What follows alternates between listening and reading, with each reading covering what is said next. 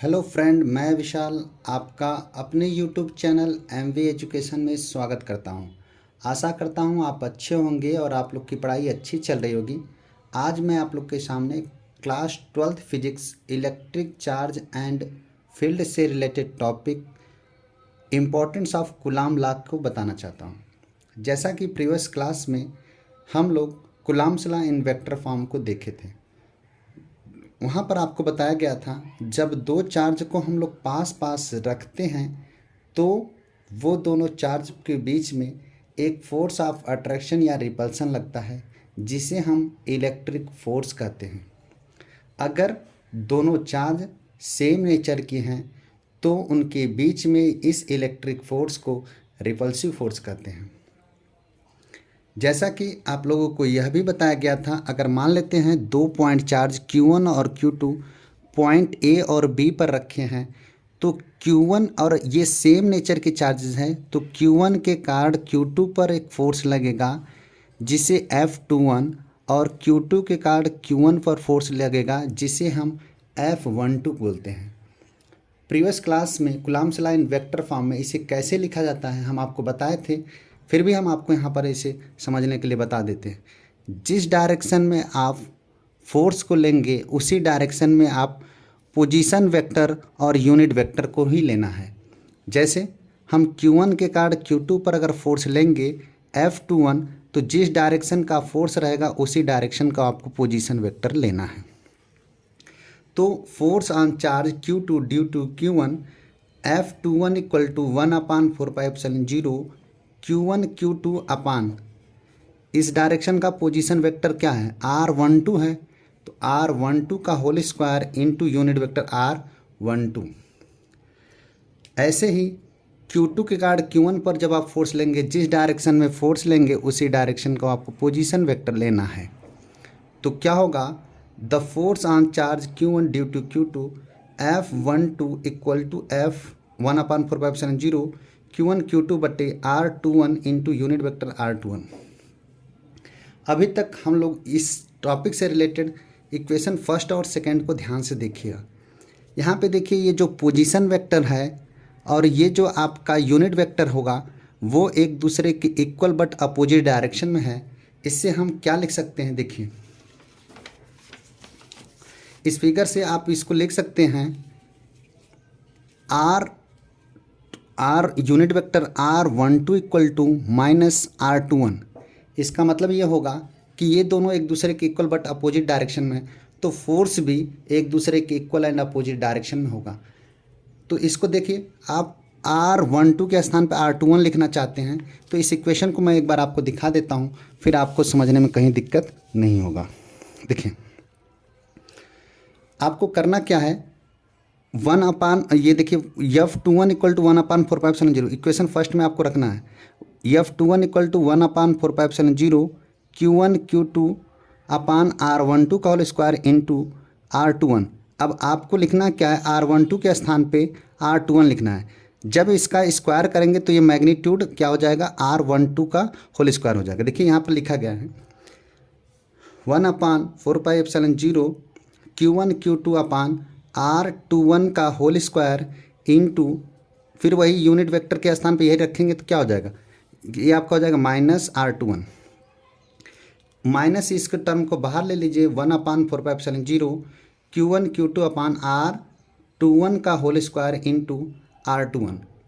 जैसा कि आप लोग ये जानते हैं, ये इक्वेशन आप किसके बराबर हो गया, इसका मतलब ये है कि force on charge from equation second से देखिए, force on charge Q1 due to Q2 क्या हो जाएगा, इसको मैं लिख सकता हूँ F12। इससे आपको क्या लग रहा है कि F21 इक्वल टू क्या हो जाएगा, माइनस F12। इसका मतलब Q1 के कारण Q2 पर लगने वाला फोर्स और Q2 के कारण Q1 पर लगने वाला फोर्स जो है वह इक्वल है बट अपोजिट डायरेक्शन में। जैसा कि फिगर में भी आपको दिखाया गया था कि F12 और F21 जो है एक दूसरे के इक्वल बट अपोजिट डायरेक्शन में है। देख लीजिए फिगर में भी आपको लग रहा है कि ये दोनों एक दूसरे के इक्वल बट अपोजिट डायरेक्शन में। तो इससे यह कह सकते हैं कि ऐसा कहीं आप पढ़े होंगे, Newton's third law of motion में आपको बताया गया था, प्रत्येक क्रिया के बराबर परंतु विपरीत दिशा में एक फोर्स लगता है जिसे हम न्यूटन्स थर्ड लॉ बोलते हैं। इसको इंग्लिश में बोला जाता है to every action there is equal and opposite reaction is known as Newton's third law of motion. तो ऐसा ही फोर्स भी हो रहा है, Q1 के कारण Q2 पर जो फोर्स लग रहा है, Q2 के कारण Q1 पर जो फोर्स लग रहा है वो एक दूसरे के इक्वल बट अपोजिट डायरेक्शन में है। इसलिए हम कह सकते हैं कि ये जो कोलम्बियन फोर्स है वह न्यूटन्स थर्ड लॉ को फॉलो करते हैं।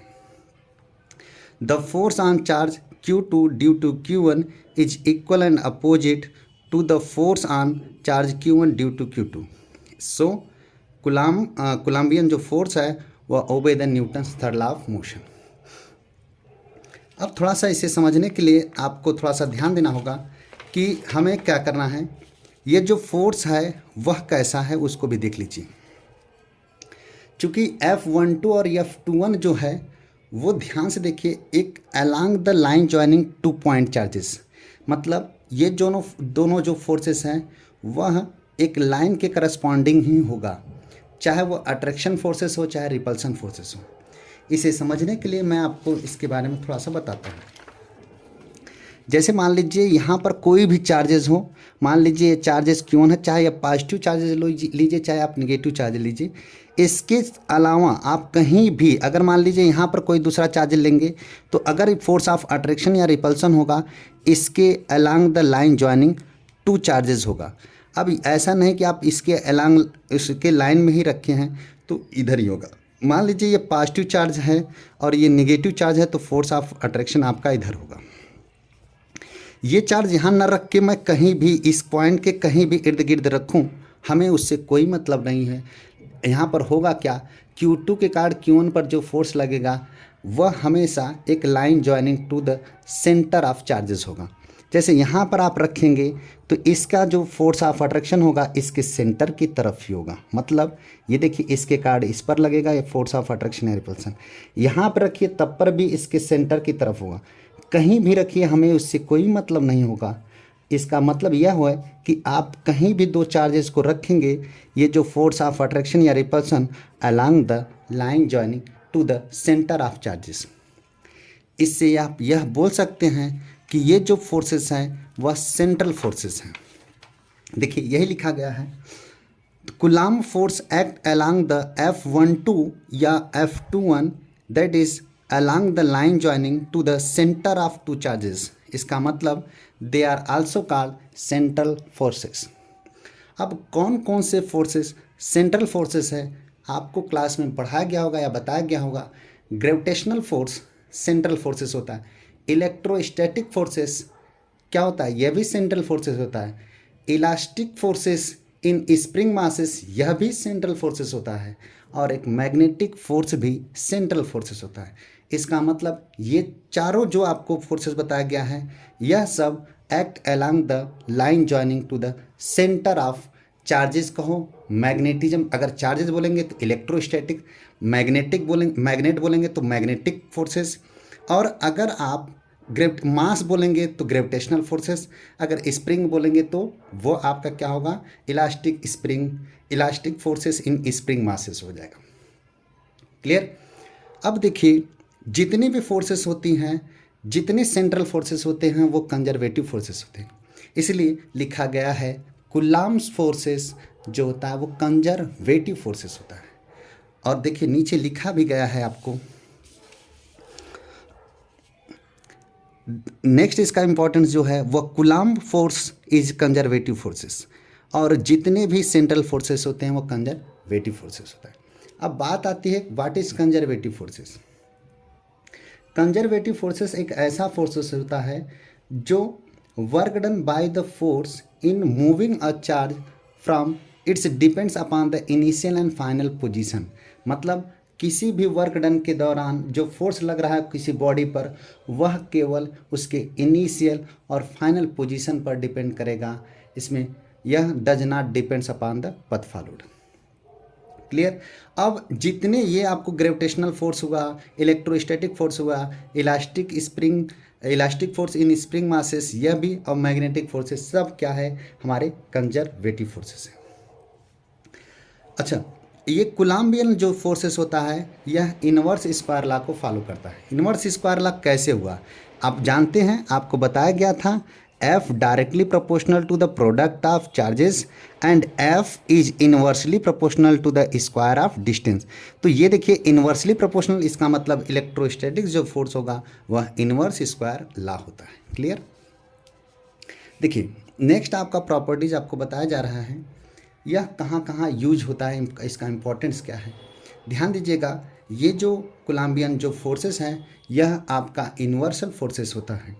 अच्छा, और इसमें जो होता है वह इलेक्ट्रॉन और प्रोटॉन एक दूसरे को बाइंड करता है। बाइंड मतलब बांधे रखता है। इनके बीच में भी लगने वाला फोर्स ही इलेक्ट्रोस्टैटिक फोर्सेस होता है। और एक शायद आप वांडर वाल्स फोर्सेस आप पढ़ेंगे, तो वांडर वाल्स गैस इक्वेशन में भी जो एटम्स एंड मॉलिक्यूल्स बनाते हैं उसमें भी यही फोर्सेस लगता है। देखिए इसमें आप लोग को बताया गया है कि Coulomb's law is universal, the force which bind the electron to the form a atom is calculated from this law. Clear. और भी आगे बताया गया है, the same law applied to the van der Waals force which united to the atom and form the molecules. और एक important factor और भी जानना है कि ये जो फोर्सेस होता है वह केवल अप्लीकेबल होता है पॉइंट मास के लिए अप्लीकेबल होता है।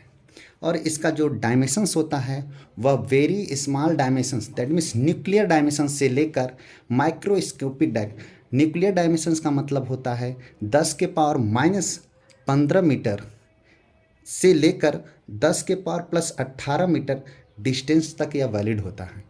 इसलिए पॉइंट चार्जेस यह केवल अप्लीकेबल है पॉइंट चार्जेस के लिए। देखिए लिखा गया है, Coulomb's law has been verified over distance from the nuclear dimensions, that means 10 के power -15 metre to microscopic dimension 10 के पावर +15, और यह केवल पॉइंट मास के लिए अप्लीकेबल है। अगर आपको यह वीडियो इन्फॉर्मेटिव लगा है तो हमारे वीडियो को लाइक करें और हमारे चैनल को सब्सक्राइब करें। Thank you for watching this video.